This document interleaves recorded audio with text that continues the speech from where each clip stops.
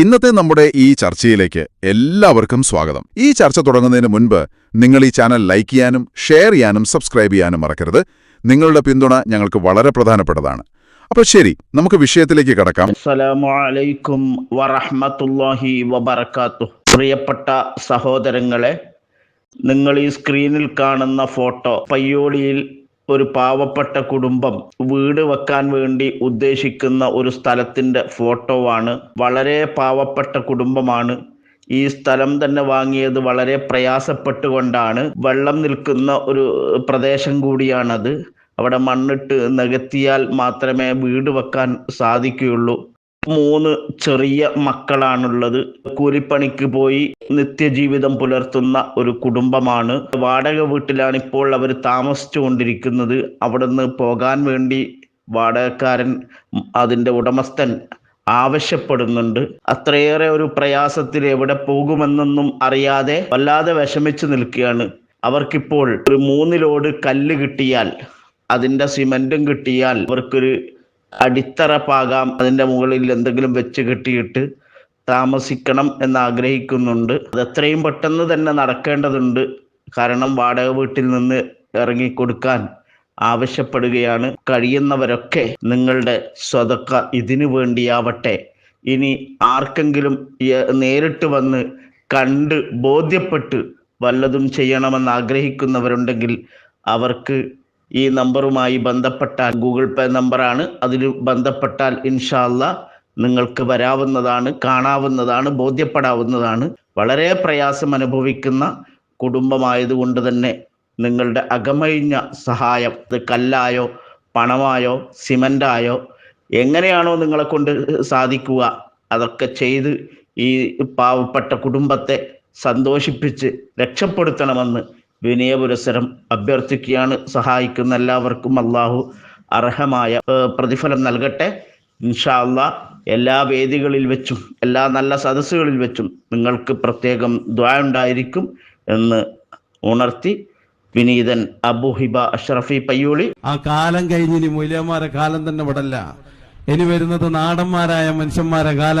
ഒരു വിഭാഗം വേറുണ്ടാവില്ല. ചെറിയ കുണ്ടന്മാരടക്കം ഇറങ്ങിയിട്ട് അഹ്ലുബൈത്തിന്റെ കാരണവന്മാര്, അഹ്ലുബൈത്ത് എന്ന് പറഞ്ഞാലാ ഒരു കാലഘട്ടത്തിലെ മശായിഖാണ്. അപ്പൊ നമ്മളിടുന്ന ക്ലിപ്പൊക്കെ ഓരോ തെറ്റുകളുണ്ട്, കാണുന്നുണ്ട്. പിന്നെ ഇയാള് പറഞ്ഞ ഈ കുണ്ടന്മാരുണ്ടല്ലോ, ആ വാർത്താളം നിട്ട് ഇയാളുണ്ട്. അത് ആരാന്നുള്ളത് ഞാൻ പറയണില്ല. കാരണം നിങ്ങളെ വലിയ ഷേഖിന്റെ മുരീതുണ്ടല്ലോ, 27 റോക്കറ്റ് വിട്ടെ, ആളെ പേരൊന്നും ഞാൻ പറയണില്ല. ഇൻഷാ അല്ലാഹ് മശായിഖിന് നിർദ്ദേശം കിട്ടിയാൽ ഉറപ്പാണ് ഞങ്ങൾ വീഡിയോ പുറത്തുവരും. പിന്നെ ഇങ്ങനൊക്കെ പറഞ്ഞിട്ട് ഞങ്ങൾ പറയുന്ന വിഷയത്തിൽ നിങ്ങൾക്ക് മറുപടി പറയാൻ കഴിയാതെ ഞങ്ങൾ അതൊന്നും പറയുന്നത് ആക്ഷേപിക്കല്ലേ. ഞങ്ങൾ ധൈര്യം ഉണ്ടെങ്കിൽ, ഉളുപ്പുണ്ടെങ്കിൽ, തൊഴിൽ പറഞ്ഞ മാതിരി ചൂണ്ടിക്കാണിക്കുന്ന ഒരാളുണ്ടെങ്കിൽ, നിങ്ങൾ പറയുന്ന ഓരോ വൈരുദ്ധ്യങ്ങൾ വെച്ചിങ്ങാട്ട് ഞങ്ങൾ ചോദിക്കുന്ന ചോദ്യത്തിന് ഉത്തരം പറയാൻ ധൈര്യം ഉണ്ടെങ്കിൽ നിങ്ങളടുത്ത് മറുപടി ഉണ്ടോ? അതിനാ മറുപടി പറയണ്ടേ. അല്ലാതെ നിങ്ങൾ കുണ്ടന്മാർ മണ്ടന്മാരെന്ന് പറഞ്ഞിങ്ങാട്ട് ഇതാക്കല്ല വേണ്ടി. കുണ്ടന്മാരാണെന്നുള്ള ഞാൻ പറഞ്ഞിട്ടുണ്ട്. ഓക്കെ, ഇനി ഞങ്ങളെ ഇറങ്ങണതിന് കണ്ണുകാടി കാലിട്ട് യാതൊരു കാര്യമില്ല. ഇതൊക്കെ സ്വാഹിബുൽ ബക്കറ്റ് പറഞ്ഞിട്ടുണ്ട്. ഇതേതാ കാലം?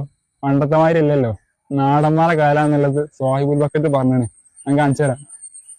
ആ കാലം കഴിഞ്ഞിനി മൂല്യന്മാരെ കാലം തന്നെ വിടല്ല. ഇനി വരുന്നത് നാടന്മാരായ മനുഷ്യന്മാരെ കാല. ഇവർക്ക് മറുപടി പറയാൻ മൂല്യന്മാർ ആവശ്യമില്ലെന്ന് പറയാൻ കാരണം എന്താ പറയുക? വെറും വൈരുദ്ധ്യമാണ്. ഓല് പറയണതിന് ഓൾക്ക് തന്നെ ഉത്തരം ഓരോരുത്തർ ഉണ്ട്. കാരണം ഒരാളൊരു സ്റ്റേജിൽ പറഞ്ഞാല് അതിനുള്ള ഉത്തരം മറ്റാൾ ആ സ്റ്റേജിൽ തന്നെ പറയുന്നുണ്ട്. അതാണ് ഏറ്റവും വലിയ ഹൈലൈറ്റ് ആയിട്ട്. അതുകൊണ്ട് നോക്കി കളിച്ചോളി. നിങ്ങളെ വൈരുദ്ധ്യങ്ങൾ പറയാൻ നമ്മളെ പോലത്തെ നാടന്മാർ ഇഷ്ടംമാതിരി പറഞ്ഞിട്ടുണ്ട്. ഉസ്താദന്മാരൊക്കെ പറ്റിച്ചാല് ഓൽക്ക് ഇപ്പോ പല പണികളും അതേമാതിരി ബെർസെടുത്തന്നെ കുറെ, പിന്നെ സെഞ്ചുറികളൊക്കെ വരുന്നത് അതിന്റെ പാട്ടിലുള്ള പോലെ പല പ്രതികളുണ്ട്. ഓലക്കാരെ മരിച്ചാൽ നിങ്ങൾക്ക് തരാൻ ഞങ്ങൾ തന്നെ മതി. ധൈര്യം ഉണ്ടെങ്കിൽ ഞങ്ങൾ വിട്ട ചോദ്യത്തിനും അതേമാതിരി ക്ലിപ്പിനും വൈരുദ്ധ്യങ്ങളൊക്കെ കാണിച്ചിരുന്നല്ലോ, അതിന് ഉത്തരം തേ, എന്നിട്ട് മതി പുസ്തകമായി ഇറക്കല്. അസ്സലാമു അലൈക്കും വറഹ്മത്തുള്ളാഹി. നോക്കിങ്ങള് ഞമ്മളെ ചെക്കൻ ഊക്ക് എന്ന് പറഞ്ഞാൽ ഇതൊക്കെയാണ് ഊക്ക്. കുറുവട്ടൂരാളട്ടെ ഇങ്ങനെ മത്തിക്ക് മുളകേക്കണ മാതിരി മത്തിന്റെ കാട്ടൊക്കെ കളഞ്ഞുകാണ്ടുണ്ടല്ലോ നമ്മളൊരു മുളകേക്കണ് വറുക്കാൻ വേണ്ടിയിട്ട്. എന്നാ മാതിരി കുറുവട്ടൂരാളെ ഈ കുട്ടിന്റെ ചോദ്യത്തിന് പോലും നിങ്ങൾക്ക് ഗണിക്കാൻ കഴിയണില്ലല്ലോ. കുറുവട്ടൂര ഇങ്ങളെ പ്രഭാഷണത്തെ സംഗതി എടുത്തിട്ടാണ് ഈ ചെറുപ്പക്കാരനെ, ഈ കുട്ടിയെ ആ ഈ കുട്ടി ഇങ്ങളെ പ്രഭാഷണത്തിൽ നിന്ന് നിങ്ങളെ വൈരുദ്ധ്യങ്ങൾ എടുത്തിട്ടാണ് ഈ കുട്ടി എന്ത് തീർന്നത് ഇങ്ങനെ ഊക്കുന്നത്. അപ്പൊ അതിനല്ല നിങ്ങൾ മറുപടി പറയുന്നത്. അതിന് വേറെല്ലോ നിങ്ങൾ തോന്നിയാസം പറഞ്ഞിട്ട് കാര്യമല്ലല്ലോ. ഇത്തരെ കുറുവട്ടൂരാളെ നിങ്ങളുള്ളൂ, ഇത്തരെ കുറുവട്ടൂരാളെ നിങ്ങളുള്ളൂ. എന്നിട്ട് ഓല പേരോട് ഉസ്താദും വരണം, പൊന്മള ഉസ്താദും ഓൽക്കൊക്കെ ഓരോ സെക്കൻഡിന് വിലല്ലേ മനുഷ്യന്മാരെ. ഈ ചെറുപ്പക്കാരന്റെ ഈ കൂട്ടിനെ പോലത്തോലെ നിങ്ങൾക്ക് ധാരാളാ. മനസ്സിലായ നിങ്ങൾക്ക്? നിങ്ങളൊക്കെ പേരോട് ഉസ്താദിന്റെ പേര് ഉച്ചരിക്കാൻ യോഗ്യത ഉണ്ടോ കുറുവട്ടൂരിയാളെ നിങ്ങൾക്ക് ഉണ്ടോ? ഈ ജാതി കുട്ടികൾ ഇങ്ങനെ മട്ടം പോലെ ഇവര് ചോദിക്കുന്നത് ആയത്തും ഹദീസും ഒന്നും അല്ലല്ലോ. ആയത്തും ഹദീസും അല്ല. ആയത്തും ഹദീസും ആണെങ്കിലും ഓക്കെ. പക്ഷെ നിങ്ങളുടെ പഴയ കാലത്തെ പ്രഭാഷണങ്ങൾ ഇപ്പൊ നിങ്ങളുടെ വൈരുദ്ധ്യങ്ങളല്ല ഈ തേച്ചൊട്ടിക്കുന്നത്. ഇതിന് എന്തെത്താ കുറുവട്ടൂരിയാളെ നിങ്ങൾക്ക് മറുപടി ഉള്ളത്? അതിന് നിങ്ങൾ പകരം പൊന്മുളസായിനെ AP ഉസ്താദിനെ പേരോട് ഉസ്താദിനെ തോന്നിയാസം പറഞ്ഞാൽ അതിനാവില്ലല്ലോ. ചോദിക്കണ ചോദ്യങ്ങൾക്കല്ലേ കൈമാരങ്ങൾ മറുപടി പറഞ്ഞു കൊടുക്കേണ്ടത്. ഏതാ ഇപ്പൊ അതൊക്കെ ഊക്ക്? ഒരൊന്നൊന്നര ഊക്കായി. താടിയും മീശയും മുളക്കാത്ത ചെറിയ മക്കളാണ് ആര് നിർത്തി പൊരിക്കണത്. നിങ്ങൾ ആലോചിച്ച് നോക്കി. സോഷ്യൽ മീഡിയ ഉപയോഗിച്ച് തുടങ്ങുന്നുള്ളൂ അവരൊക്കെ. ഈ പിന്നെ ചെറുപ്പക്കാരന്റെ മാക്സിമം പിന്നെ പ്രായം ഉണ്ട് എന്നുണ്ടെങ്കിൽ ചിലപ്പോ ഒരു +1 ഒക്കെ കഴിഞ്ഞ് +2 ഒക്കെ പഠിക്കുന്ന ഒരു വിദ്യാർത്ഥി ആയിരിക്കാം. മൂപ്പരിഞ്ഞ് ദർസിലോ എവിടെയെങ്കിലും പഠിച്ചിട്ടുണ്ടോ എന്നുള്ളതും ഞമ്മക്കറിയില്ല അല്ലേ. അപ്പോ ഏകദേശം ഇപ്പൊ +1 +2 പഠിക്കുന്ന കുട്ടികളെ പ്രായത്തിലേക്കാരും ഒരു 18 വയസ്സൊക്കെ അല്ലേ ഉണ്ടാവുള്ളൂ അല്ലേ, അല്ലെങ്കിൽ 16. 18 വയസ്സ് കൂട്ടുക. ഈ ജാതി കുട്ടികളാണ് ഇവലിട്ടുകാണ്ട് ഇങ്ങനെ ഇട്ടുകാണ്ട് നമ്മളെ വേൾഡ് കപ്പില് നെയ്മറും മെസ്സിയും തട്ടണ മാതിരി തട്ടണതേ. അതിനൊന്നും ഇവർക്ക് ജവാബില്ല. എന്തോ നിങ്ങളൊന്ന് ആലോചിച്ച് നോക്കി. ഇതൊക്കെ ബുദ്ധിയും തന്റെ ഇടമുള്ള മനുഷ്യന്മാര് കാണും കേൾക്കുന്നുണ്ടല്ലോ. ഏതായാലും ഇവര് മനസ്സിലാക്കി എന്താന്ന് അറിയുന്നത്, ഇവരിങ്ങനെ 3 അടുപ്പും കല്ല് തിന്നിടത്താണ് കൂക്കണീനൊക്കെ പാടെ ഓലപ്പൊക്കെ എല്ലാരും നിൽക്കുന്നതാണ് ഇവര് മനസ്സിലാക്കിയത്. എത്ര കാലായിറ്റങ്ങൾ കൂടിയിട്ട്, എത്ര കാലായി. ഇതിലും വലിയ മനുഷ്യന്മാരല്ലേ പല കോലത്തിൽ വന്നിട്ടുണ്ടായിരുന്നിട്ട് ഈ പ്രസ്ഥാനത്തെ തകർക്കാൻ പറ്റിയിട്ടില്ലല്ലോ. ഒന്ന് ആലോചിച്ച് നോക്കി ഒരു കൗമ് പോണ പോക്ക്. അഹിലുബൈത്തിനെ സാധാരണക്കാര് പറഞ്ഞു ആരാണ് വില കൂടുതൽ അഹിലുബൈത്ത് ഉള്ളത്? ആകെ നമ്മളെ താജുൽ ഉലമന്റെ പേരക്കുട്ടി ഉണ്ടായിന്. അപ്പൊ അദ്ദേഹം ഇങ്ങോട്ട് തിരിച്ചു പോന്നിട്ടുമുണ്ട്. പിന്നെ ഇപ്പൊ ആരാ വരെ കൂടുതൽ അഹിലുബൈത്ത് ഉള്ളത് അന്ന് ചോദിക്കണം നൗഷാദ് മൗലവിയോട്. അതന്നെയൊക്കെ തന്നെയല്ലേ ഇപ്പൊ നമ്മളെ ചോദിച്ചുകൊണ്ടിരിക്കുന്നത്. ആ ചെറുപ്പക്കാരന് ഇപ്പൊ അതന്നെയല്ലേ ചോദിച്ചു. അഹിലുബൈത്ത് ഏതാ? റസൂലുള്ളാഹി തങ്ങളുടെ സന്താന പരമ്പരയിൽപ്പെട്ട ആളുകൾ എന്നാണ് നമ്മൾ പഠിച്ചത്. സാദാത്തീങ്ങൾ അല്ലേ? ആ സാദാത്തീങ്ങളിൽ ചിലപ്പോ സംഘടനയിൽ ഉള്ളതുണ്ടാകും, ഇല്ലാത്തതുണ്ടാകും. രാഷ്ട്രീയത്തിൽ ഉള്ളതുണ്ടാകും, ഇല്ലാത്തതുണ്ടാകും. രാഷ്ട്രീയം നിനക്ക് ഉണ്ട് എന്നുണ്ടെങ്കിൽ അവരെന്ത് ചെയ്യാ, നമ്മൾ ആ നിനക്ക് കാണുക. പിന്നെ സാദാത്തുക്കൾ എന്നൊക്കെ പറഞ്ഞ ആരാ? ദർസ് നടത്തുന്ന ആൾക്കാരാ, മുദരിസുമാരാ, ഖതീബുമാരാ. മനസ്സിലായില്ലേ? ഇപ്പൊ മഹാനായ താജുൽ ഉലമ അള്ളാഹു ഖബറ് സന്തോഷം കൊടുക്കട്ടെ, ബഹുമാനപ്പെട്ടവരാരായിരുന്നു? എത്ര ആയിരക്കണക്കിന് പണ്ഡിതന്മാരെ വാർത്തെടുത്തില്ലേ? അവരുടെ പിന്നെ ആയിരക്കണക്കിന് പണ്ഡിതന്മാരെ വാർത്തെടുത്തിട്ടുണ്ടെങ്കിൽ അവരുടെ ശിഷ്യഗണങ്ങളും ഇങ്ങനെയല്ലേ?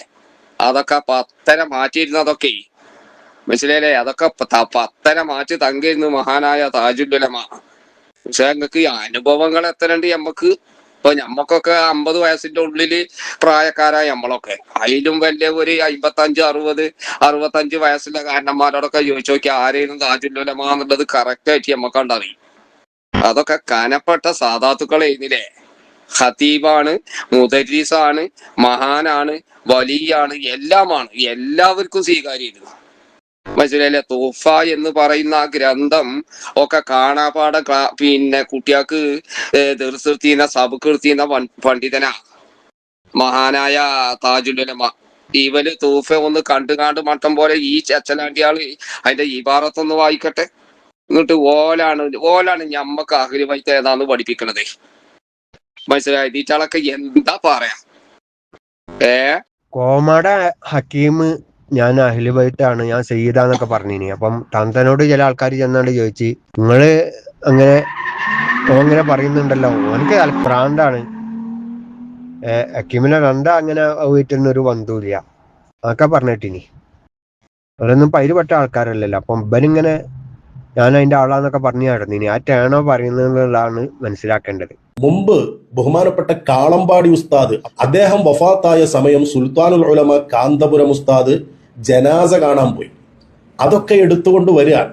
എന്തിന്? ഇവര് ആ വീട്ടിൽ 15 ദിവസം കഴിഞ്ഞിട്ട് അവിടുത്തെ ദുആകളും ദിക്റുകളും അങ്ങനെയുള്ള മരണാനന്തര ചടങ്ങുകളൊക്കെ കഴിഞ്ഞ് എല്ലാം കഴിഞ്ഞിട്ട് ആ വീട്ടിലേക്ക് വന്നതിനെ താരതമ്യപ്പെടുത്താൻ. അങ്ങനെ കാളമ്പാടി ഉസ്താദിന്റെ ജനാസ കാണാൻ വേണ്ടി കാന്തപുരം അബൂബക്കർ മുസ്ലിയാർ AP ഉസ്താദ് പോയ സന്ദർഭം ഇവർ മറന്നോ? ഇതൊക്കെ ഞങ്ങൾക്ക് ഓർമ്മപ്പെടുത്തേണ്ടി വരികയാണ്. ആ സമയത്ത് ചില ആളുകൾ ബഹുമാനപ്പെട്ട കാന്തപുരം ഉസ്താദിനെ തടഞ്ഞു. എന്തായാലും വേറെ ചില ആളുകൾ ഇടപെട്ട് ഉസ്താദിന് ജനാസ കാണാനും ദുആ ചെയ്യാനും ഒക്കെയുള്ള സൗകര്യം ഒരുക്കുകയും ചെയ്തു. ഇപ്പൊ അത് എടുത്തുകൊണ്ട് വരികയാണ്. എന്തിനു വേണ്ടിയിട്ടാണ്? ഇവരെ തടഞ്ഞതിനെ അതിനോട് ഒപ്പിക്കുക.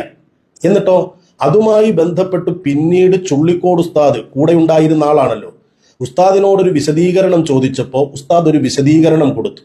അതിനകത്ത് പറഞ്ഞ ചില പരാമർശങ്ങൾ എടുത്തുകൊണ്ട് വന്നിട്ട് അവരെ പോലെയാണ് ഇവരെ തടഞ്ഞ ആളുകളും എന്ന് വരുത്തി തീർക്കുകയാണ്. അതിനു വേണ്ടിയിട്ട് വലിയ കോളാമ്പി ഒരു പ്രധാനപ്പെട്ട പോയിന്റ് പറയുന്നുണ്ട്. പ്രധാനപ്പെട്ട പോയിന്റ് അയാൾ പറയുന്നുണ്ട്. എന്താ പറയുന്നറിയോ? ഒരു മരണ വീട്ടിലേക്ക് കടന്നു വരുന്ന ആളുകളെ തടയാൻ മൃഗങ്ങൾക്കല്ലാതെ സാധ്യമല്ല. അതെ, മരണ വീട്ടിലേക്ക് കടന്നു വരുന്ന ആളുകളെ തടയാൻ നിങ്ങൾ നന്നായി ശ്രദ്ധിക്കണം. ഇവൻ നടത്തുന്ന ശുദ്ധമായൊരു തട്ടിപ്പ്. ചുള്ളിക്കോട് ഉസ്താദ് പറഞ്ഞ ഒരു പരാമർശത്തെ എടുത്തു പറയാൻ. എന്താണ് ചുള്ളിക്കോട് ഉസ്താദ് പറഞ്ഞത് എന്ന് നിങ്ങൾക്ക് അടുത്ത ക്ലിപ്പിൽ കേൾക്കാം. ഇവൻ അതിനെ എന്താക്കി മാറ്റി എന്നും നിങ്ങൾ നന്നായി ശ്രദ്ധിക്കണം. ചുള്ളിക്കോട് ഉസ്താദ് പറയട്ടെ. ജനാസ കാണാൻ വരുന്ന സ്ഥലത്ത് വല്ലവരും കുഴപ്പമുണ്ടാക്കുമോ എന്ന്? അതെ, മനുഷ്യരാരും കുഴപ്പമുണ്ടാക്കൂല. പക്ഷെ മൃഗമായി പോയാൽ അവര് കുഴപ്പമുണ്ടാക്കുന്നത് പറഞ്ഞിട്ട് കാര്യവുമില്ല. ചുള്ളിക്കോട് ഉസ്താദ് പറഞ്ഞത് എന്താ? ജനാസ കാണാൻ വരുന്ന വീട്ടില് വല്ലവരും ഇങ്ങനെ കുഴപ്പമുണ്ടാക്കുമെന്നാണ്. ഇവൻ അതെന്താക്കി? മരണ വീട്ടിലേക്ക് വരുന്നവരെ തടയാൻ മൃഗങ്ങൾക്കല്ലാതെ കഴിയൂല. ഏത് മരണ വീട്? മരണം കഴിഞ്ഞു, അതിന്റെ എല്ലാ ചടങ്ങുകളും കഴിഞ്ഞ് 15 ദിവസം കഴിഞ്ഞപ്പോൾ ഒരു 10-60 ആളുകൾ ആ മഹദി വഫാത്തായപ്പോ എവിടെയായിരുന്നു ഇവൻ? 3-ന്റെ അന്ന് സാധാരണ മുഅ്മിനീങ്ങൾ ഒരുമിച്ച് കൂടും. എവിടെയായിരുന്നു ഇവർ? മരണം കഴിഞ്ഞാൽ തൊട്ടടുത്ത ദിവസങ്ങളിലായി ആളുകൾ കുടുംബത്തെ ആശ്വസിപ്പിക്കാനൊക്കെ വരാറുണ്ട്. എവിടെയായിരുന്നു നിങ്ങൾ? എന്നിട്ടൊരു 10-15 ദിവസം കഴിഞ്ഞ് വന്നിട്ട് പറയാണ് മരണ വീട്ടിലേക്ക് വരുന്നവരെ തടയാൻ മൃഗങ്ങൾക്കല്ലാതെ കഴിയുമോ എന്ന് ചുള്ളിക്കോട് പ്രസംഗിച്ചിട്ടുണ്ട് പോലും. ചുള്ളിക്കോട് ഉസ്താദ് പറഞ്ഞത് ജനാസ മുമ്പിൽ വെച്ചിട്ട് അതിന്റെ മുമ്പിൽ കുഴപ്പമുണ്ടാക്കുന്ന ആളുകളെ കുറിച്ചാണ്. ഇവനത് മരണ വീടാക്കി മാറ്റി. അതും 15 ദിവസം കഴിഞ്ഞിട്ടാണ് ഇവർ വരുന്നത്. 15 ദിവസം കഴിഞ്ഞിട്ട് ആ വീട്ടിലേക്ക് ചെന്നിട്ട് ഇവൻ ഇപ്പൊ പറയാണ് മരണ വീട്ടിലേക്ക് ചെന്നപ്പോ തടഞ്ഞത്രേ. ചുള്ളിക്കോട് ഉസ്താദ് അത് മാത്രമല്ല, ഈ നൗഷാദിന്റെ പിന്നെ കബളിപ്പിക്കലും തെറ്റിദ്ധരിപ്പിക്കലും സുന്നി പ്രവർത്തകരിൽ ഇഷ്കാലുണ്ടാക്കുന്നതുമായ പ്രവണത, അതായത് പിന്നീട് ബഹുമാനപ്പെട്ട പിന്നെ ചുള്ളിക്കോട് ഉസ്താദ് അതിന്റെ പരിപൂർണ പ്രഭാഷണം നമ്മളൊക്കെ കേട്ടതാണ്. പക്ഷെ എന്നിരുന്നാലും ഒരു ഓർമ്മപ്പെടുത്തൽ മാത്രം. ബാക്കി ഭാഗങ്ങൾ വിശദീകരിച്ചിട്ട് ചുള്ളിക്കോട് ഉസ്താദ് പറയുന്നുണ്ട്. അതിന് ബഹുമാനപ്പെട്ട ചുള്ളിക്കോട് ഉസ്താദിന്റെ ഒരു അനുഭവം പറയാം.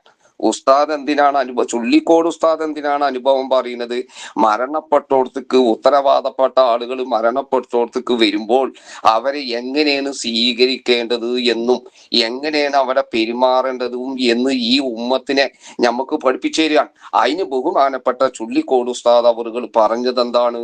നമ്മുടെ കൂട്ടത്തിലെ ഒരുപാട് പണ്ഡിതന്മാരുടെ വന്യരായ ഗുരുവന്യർ ഷെയ്ഖുന ബഹുമാനപ്പെട്ട ഷെയ്ഖുൽ ഹദീസ് ദല്ലിക്കുത്ത് ഉസ്താദ്, അല്ലാഹു അവിടുത്തെ സന്തോഷം കൊടുക്കട്ടെ, മഹാനവറുകളുടെ വഫാത്ത് അറിഞ്ഞിട്ട് നാനാഭാഗത്തുനിന്നും പ്രവർത്തകരും ഉസ്താദിന്റെ ശിഷ്യന്മാരായ ശിഷ്യന്മാരൊക്കെ മല്ലിക്കുത്ത് ഉസ്താദിന്റെ ജനാസ കാണാൻ ഒഴുകി വരികയാണ്.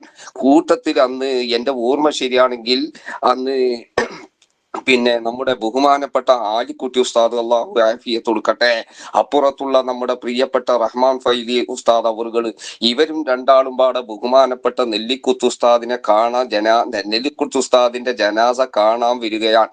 ആര്? ആലിക്കുട്ടി ഉസ്താദ്. അങ്ങനെ ആലിക്കുട്ടി ഉസ്താദും റഹ്മാൻ ഫൈലിയും ബഹുമാനപ്പെട്ട നെല്ലിക്കുത്ത് ഉസ്താദിന്റെ ജനാസ ഇങ്ങനെ കാണാൻ വരുന്ന സമയത്ത് ബഹുമാനപ്പെട്ട നെല്ലിക്കുത്ത് ഉസ്താദിന്റെ ജനാസക്കടുക്കൽ എന്റെ ഓർമ്മ ശരിയാണെങ്കിൽ നമ്മളിത് കണ്ടവരാണ്. കേട്ടത് പറഞ്ഞല്ലോ. എന്താ എന്റെ അനുഭവം പറയാം. ഇവരെ കബളിപ്പിക്കലും ഇവരുടെ കോട്ടിമാട്ടലും അതിൽ നമ്മൾ പെട്ടുപോവാതിരിക്കാൻ വേണ്ടിയിട്ട് നമ്മളെ അനുഭവം പറയാൻ എന്തിരുന്നു ബഹുമാനപ്പെട്ട ആലിക്കുട്ടി ഉസ്താദും റഹ്മാൻ ഫൈലി അവറുകളും വരുന്നത്. എന്റെ ഓർമ്മ ശരിയാണെങ്കിൽ വന്യരായ ഏലംകുളം ഉസ്താദ് നെല്ലിക്കുത്ത് ഉസ്താദിന്റെ ശിഷ്യനുമാണ്, അവിടുത്തെ മരുമകനുമാണ്. തൊട്ടപ്പുറത്ത് തന്നെ ബഹുമാനപ്പെട്ട പത്തപ്പിരിയ ഉസ്താദ് നിൽക്കുന്നുണ്ട്. അങ്ങനെ ആലിക്കുട്ടി ഉസ്താദ് വരുന്നത് കണ്ട് ബഹുമാനപ്പെട്ട ഏലംകുളം ഉസ്താദാണ് എന്നാണ് എന്റെ ഓർമ്മ ശരിയാണെങ്കിൽ ബഹുമാനപ്പെട്ട ഏലംകുളം ഉസ്താദ് പിന്നെ നെല്ലിക്കുത്ത് ഉസ്താദിന്റെ ജനാസന്റെ അടുത്ത് ഇറങ്ങി വന്ന് ബഹുമാനപ്പെട്ട ആലിക്കുട്ടി ഉസ്താദിന്റെ അടുത്ത് ചെന്ന് സലാം പറഞ്ഞ് ആലിക്കുട്ടി ഉസ്താദിന്റെ കൈ പിടിച്ചിട്ട് ആ പ്രവർത്തകരുടെ അത്രയും ആളുകളുടെ ഇടയിൽ നിന്ന് ബഹുമാനപ്പെട്ട ആലിക്കുട്ടി ഉസ്താദിന്റെ കൈ പിടിച്ച് വന്യരായ ഏലംകുളം ഉസ്താദ് ബഹുമാനപ്പെട്ട നെല്ലിക്കുത്ത് ഉസ്താദിന്റെ ജനാസ കാണിച്ചു കൊടുത്തു എന്ന് മാത്രമല്ല, ആലിക്കുട്ടി ഉസ്താദ് അവിടേക്ക് വരുന്നതിന് മുമ്പ് ഒരുപാട് ആളുകൾ എന്ത് ചെയ്തിട്ടുണ്ട്, യാസീൻ ഓതുന്നുണ്ട്. ആ യാസീൻ ഓതി കഴിഞ്ഞിട്ട് പ്രാർത്ഥന കഴിഞ്ഞു. അതിന് ശേഷം പിന്നെ എന്ത് ചെയ്തു, ആലിക്കുട്ടി ഉസ്താദ് അവറുകള് ആലിക്കുട്ടി ഉസ്താദ് എന്ത് ചെയ്തു, ഫാത്തിഹ സൂറത്തും യാസീനൊക്കെ ഓതിയിട്ട് എന്താണ് മറ്റുള്ളവർക്കും വേണ്ട ദുആ അതും കൂടെ ദുആ ചെയ്തിട്ടാണ് ആലിക്കുട്ടി ഉസ്താദ് പോയി എന്നും പാടെ എന്ത് ചെയ്യുന്നുണ്ട് ബഹുമാനപ്പെട്ട ചുള്ളിക്കോട് ഉസ്താദ് വിശദീകരിക്കുന്നുണ്ട്. കാട്ട് കള്ളന്റെ പണിയല്ല പെടുക്കണത്, അനുഭവസ്ഥരാണ് മനുഷ്യന്മാരെ ഇത്. ഞാൻ അന്ന് നെല്ലിക്കുട്ടി ഉസ്താദ് മരിക്കുന്ന സമയത്ത് നമ്മുടെ നാട്ടിലെ പ്രവാസിയൊന്നും ആയിട്ടില്ല, അനുഭവമാണ് അത്. അതിന്റെ ബാക്കി ഭാഗത്ത് ചുള്ളിക്കോട് ഉസ്താദ് കൃത്യമായിട്ട് അത് പറയുന്നുണ്ട്. മനസ്സിലായ നിങ്ങൾക്ക്?